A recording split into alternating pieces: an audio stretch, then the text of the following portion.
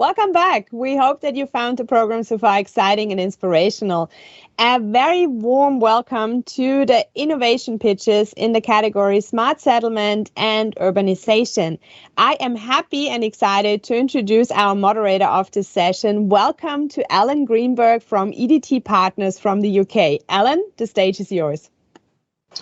Good morning, everyone, and thank you. Why say good morning? It's good morning in London, and I'm pleased to announce for the one day of the year, the sun is shining. So that's really a positive from the United Kingdom. I'm sure the sun is shining. I think we have guests from as far away as Australia, which is extraordinary. It still amazes me that, we can actually connect on a global basis through this sort of environment. So my compliments to everyone who's joining from wherever they are in the world. And I hope you enjoy the session, the exciting session we have in front of you.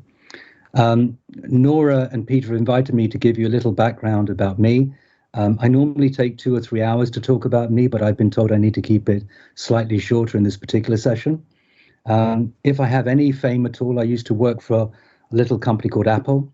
And my team at Apple built products like podcasting, iTunes U, where the university published into the Apple portal, first generation of the App Store, first generation of education apps.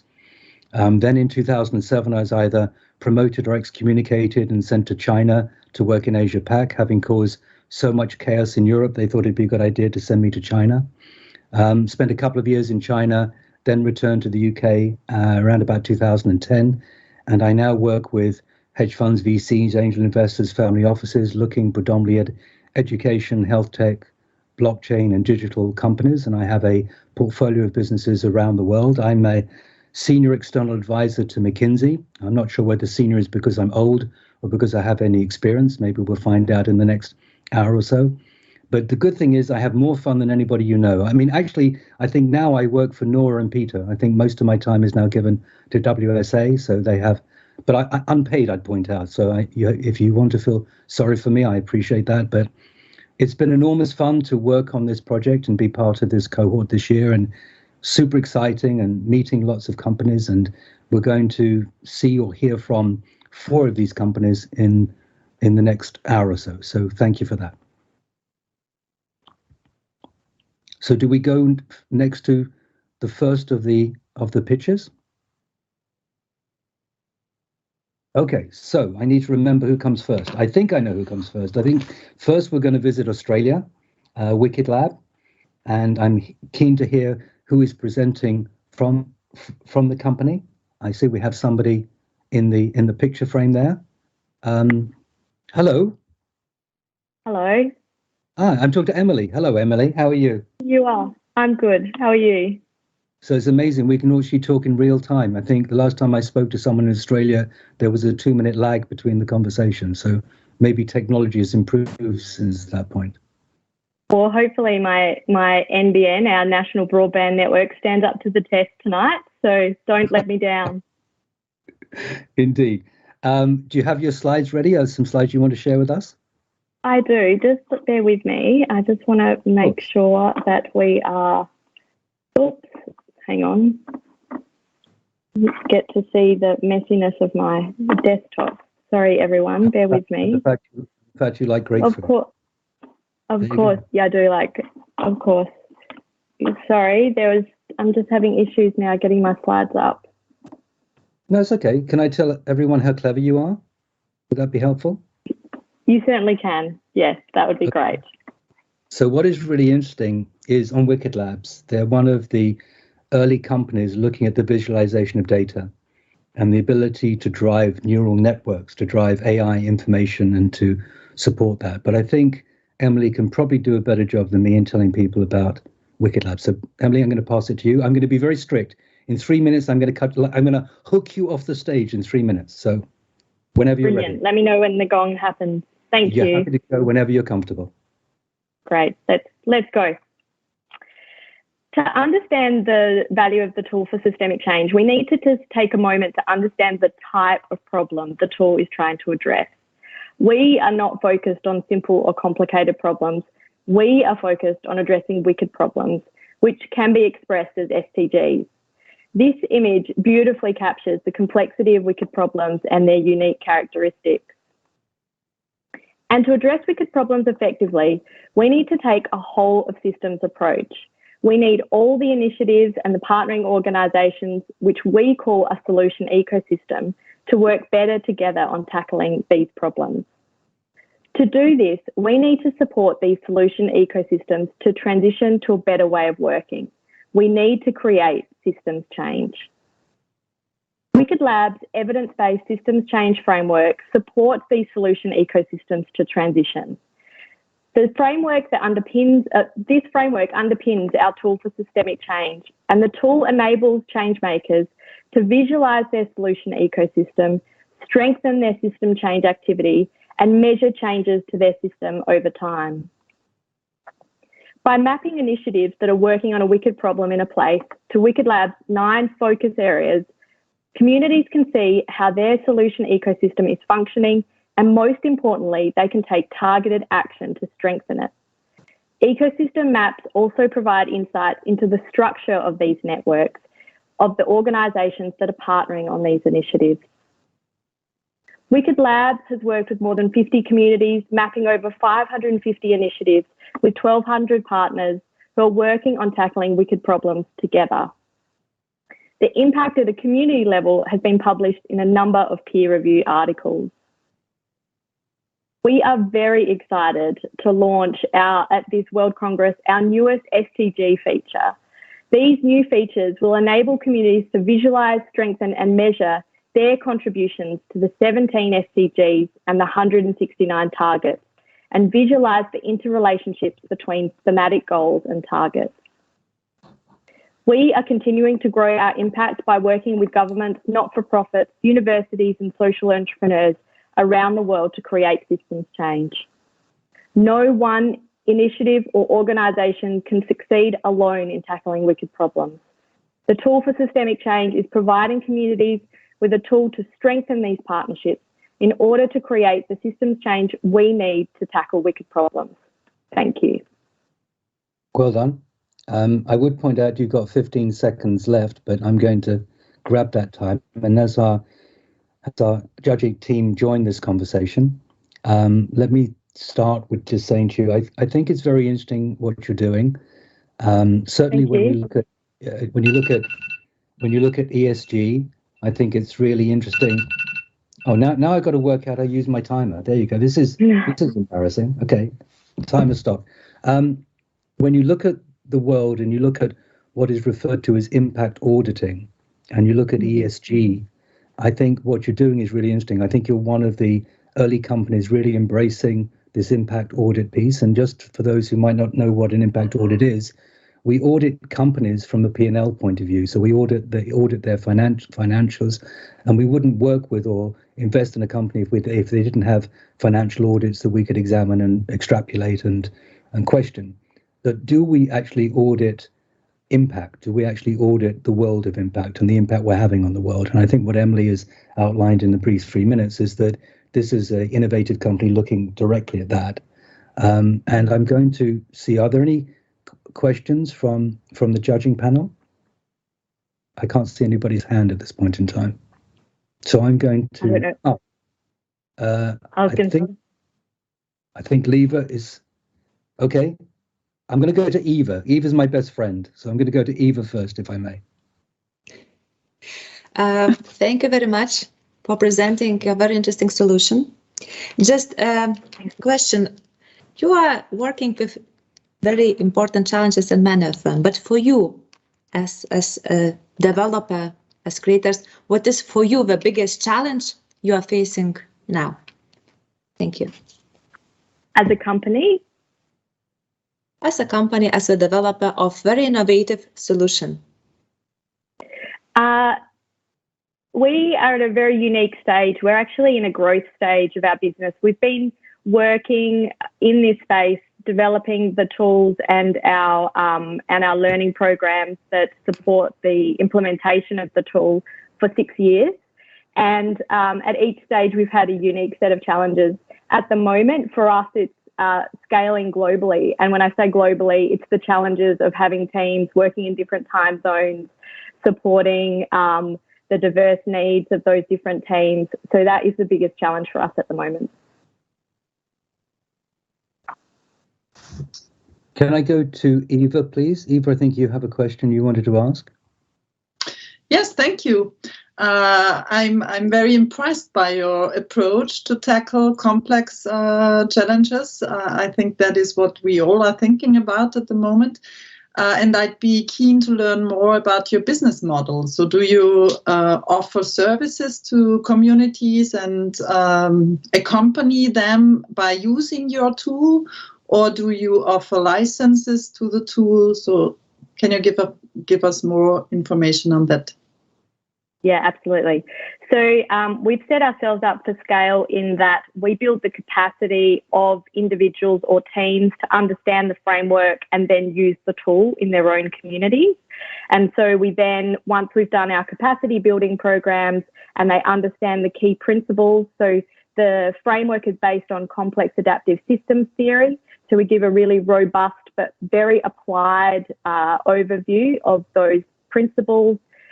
The tool enables them to demonstrate those, the use of those principles, and then they work on projects. And how we then deliver it as services is that we support them with mentoring.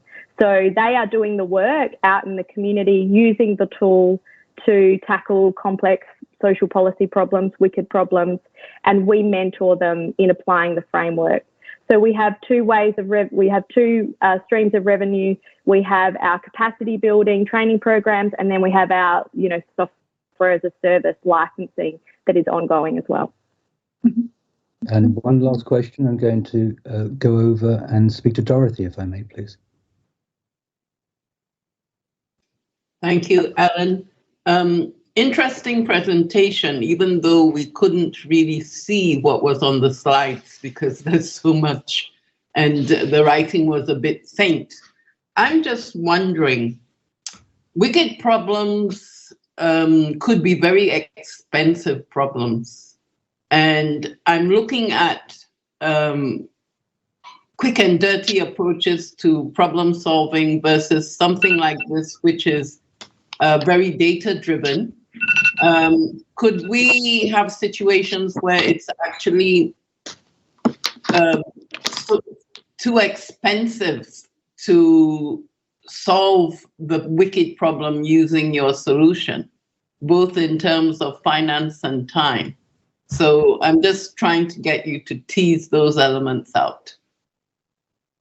Yeah, so the tool is a framework that supports a way of working. So it supports diverse stakeholders who already have initiatives, who already have projects that are working on different parts of that wicked problem within their community, within that geographical place. So what the tool is doing is illuminating the activity that already exists and providing a lens in terms of using complex adaptive systems theory, how you can strengthen how that whole system is working better together. So it's actually a very efficient way of being able to tackle wicked problems in that it's not creating anything new, it's illuminating the solutions that are already there and giving insight into where very small changes and targeted changes can happen with very limited resources. Okay, thank you all for that. And Emily, well done. Congratulations. And I'm going to ask we move on to the next winner, which I believe will be CREE LifeCycle from Austria. Is that right? Yeah, that's correct. Nice to meet you. Nice to meet you too. Can I start by I'd like to commend you on a number of things. I think your video is probably one of the best presentations I've seen ever. And I mean that sincerely. I think what you've done is capture the essence of what you do in a language that any person, any idiot, myself at the top of the list, can understand. So whoever is your creative or marketing or design director deserves a big pat on the back. So is that a good start for your presentation? That's the awesome start. Thank you so much for that feedback. I have some slides prepared, excellent, which hopefully are as impressive as the video. And I apologize. I don't know your name. Who am I speaking with? My name is Wolfgang. Ah, Wolfgang. Delighted to meet you, my friend. My pleasure. And I think I'm now sharing my screen, if this is correct. Hopefully, I can see a green, the green future of building. This is this is my starting slide. Perfect. So I'm gonna start in a second, if that's okay. Take your time. So, or do you want me to do your presentation for you? I can do that also if you like. No, I'm fine. Thanks a lot. Okay, check. The future of building has begun, and I show you how CREE and the CREE LifeCycle platform enable the building industry to integrate sustainability, collaborate, and digitize. My name is Wolfgang, and I'm an architect at CREE, and super happy to show you how we hack the gap. But what is the current challenge? We need to take better care of our planet. We need to become active right now, and we stop building housing and office spaces for a growing world population. It's time to change the construction industry because she is responsible for 40% of the world's CO2 emissions, 35% of global waste, and 14% of revenue spent on mistakes. And this is just the tip of the iceberg. And there is more than urgent need for action, and every little step helps. Because we are talking about the largest industry in the world, where every single percentage helps to make a difference. How we are doing that? With modular and prefabricated timber hybrid buildings combined with the radical digitalization of all processes. In both our actions and our methods, we are always aligned with the SDGs and implement them across our organization, operations, and partnerships. CREE buildings and the symbiosis with the CREE platform will boost the green building for the growing market demand. Every square meter built with the support of the CREE platform attracts new partners and increases network effects. To reach our goals, we are open source. We make know-how easily accessible, we give access to an international industry network, and increase productivity and sustainability. We are online since July 2020 with more than 1,000 B2B partner companies. We have 14 licensed partners in 12 countries on 3 continents. 21 buildings are constructed or under construction, and 30+ buildings are in planning. With the CREE platform, we support and speed the project in all phases from preliminary design to construction. We are experts in AEC, automation, data management, machine learning, and human-centered design. We, the CREE community, let's build a world where we all want to live together. Become a part of the green future of buildings. Perfect. I'm so happy to be part of this WSA community. Thank you for allowing me to speak here, and let us stand together. Wolfgang, thank you. Perfect timing. So you're well rehearsed. My compliments, my friend.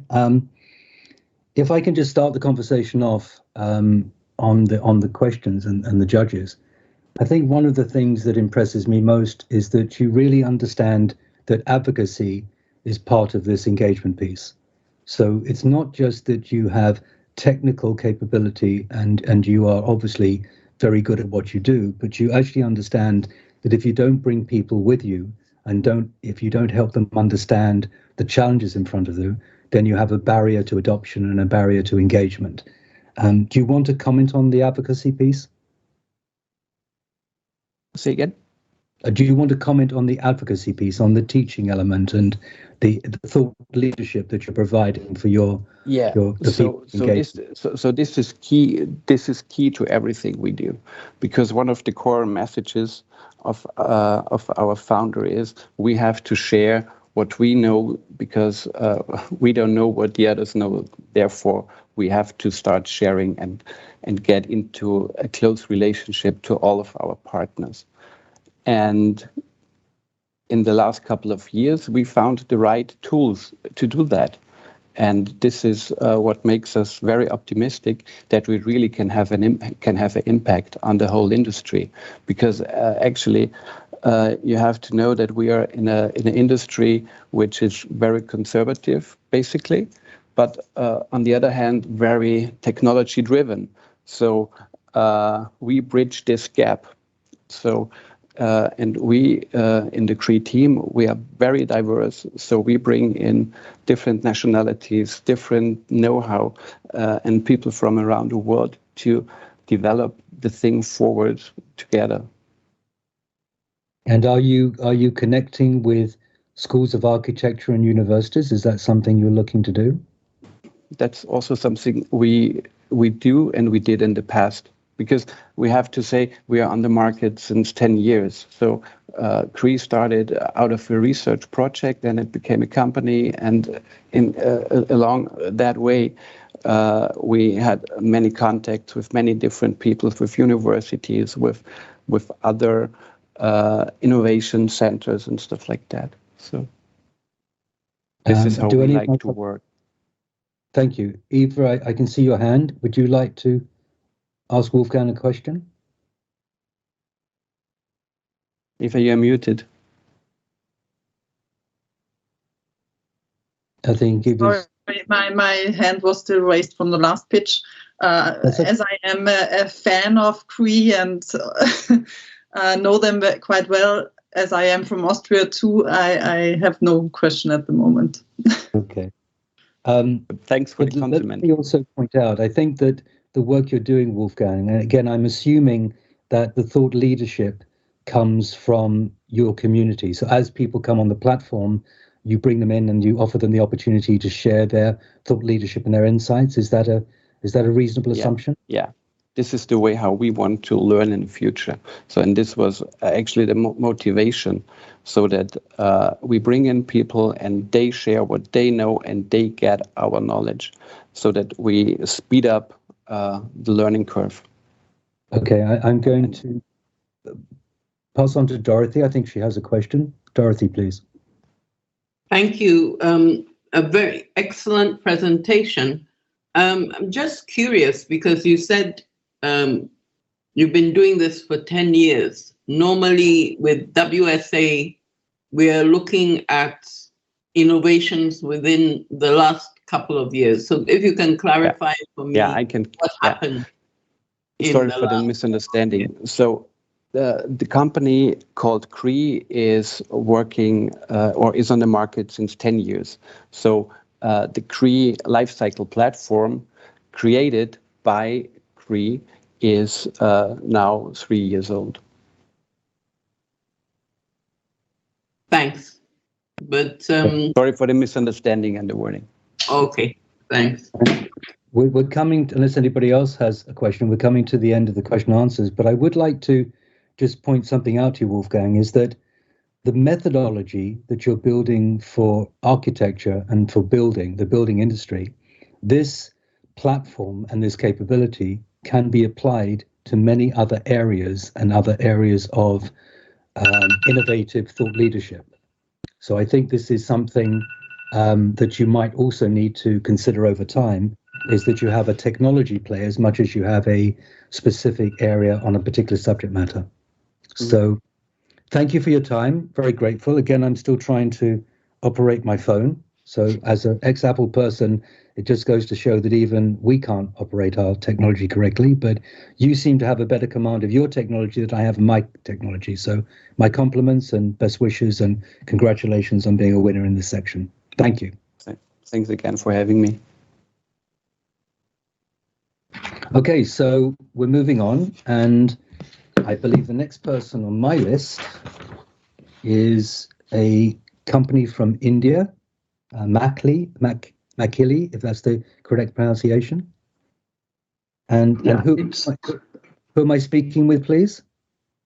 My name is Bharat Kumar. I am from Reliance Foundation. Excellent, thank you. And can I just again compliment you? I think that it's very interesting what you're doing in terms of identifying a problem, which is a real life problem for a community of people who work in an industry which is difficult to understand how tough this industry is, and I'm sure you can share some words about that. And in terms of providing a solution to provide information, however raw that information is, I think is hugely valuable. And my compliments go to you and your team for the work you're doing. So if you're ready, would you like to present a few slides to us? Sure. Okay. Okay, I'll do that. I can see the screen. Okay, just while we're doing that, can you see the screen?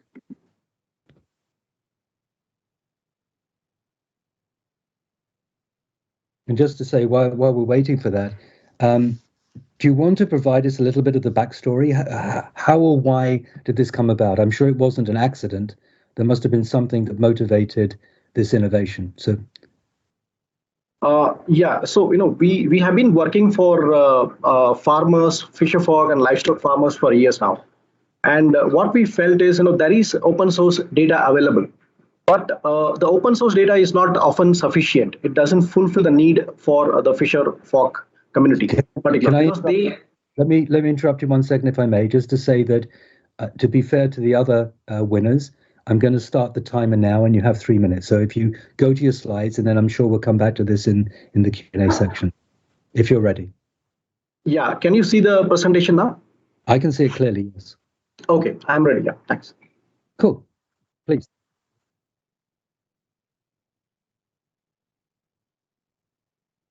Okay. So if I may, if that's okay with it, let's continue. Let's continue the story, or maybe you want to talk to the slides. We don't necessarily need to see the slides, but again, I'm interested in the backstory. So you identified a problem and a community that you have relationship with, and that led on to this innovation. So please, if you'd like to continue your comments. So, as you know, India is the third largest fish producing countries in the world. It exports fish and fish products worth USD 7 billion. And the sector is providing a livelihood to over 28 million people across the country. And they are mainly from marginal and vulnerable sections of the society. And as we all know, fish is an affordable and rich source of animal protein, which is very important for nutrition and food security too. So in a nutshell, fisheries sector contributes significantly to socio-economic development of the country. So fishermen risk their life for earning a livelihood. They face grave challenges, particularly due to adverse weather conditions. So some study shows that 2 to 4 tropical cyclones impact India every year. Besides this, several spells of unforeseen adverse weather have been witnessed. So typically a fisherman wants to know information on sea weather well before venturing into sea. Also, information on where to fish is equally important for them to ensure timely return and a good returns in terms of fish catch. So open data access has gained so much importance. In India, nodal agency like Indian National Center for Ocean Information Services publish weather data forecast and fish shoal information on daily basis. So typically a fisherman goes to government portal, selects his fish landing site, access and interpret data to decide his trip. So it looks something like this. It's very tedious effort for a fisherman to put. So what we did is we provided a technology solution, technology-driven solution for the fishermen. So this technology is powered by artificial intelligence and machine learning. So we automated data ingestion and its interpretation for all fishing sites, around 1,400 fishing sites across 9 coastal states of India. So they made the insights accessible by providing simple audio messages for semi-literate fishermen. So the data insights included 9 different languages spoken across the coastal region. So this solution provided an inclusive approach towards addressing the challenges faced by the fishers.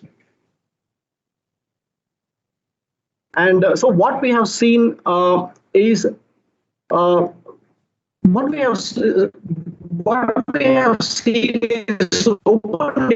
data is necessary but not sufficient. Machli app a true societal impact.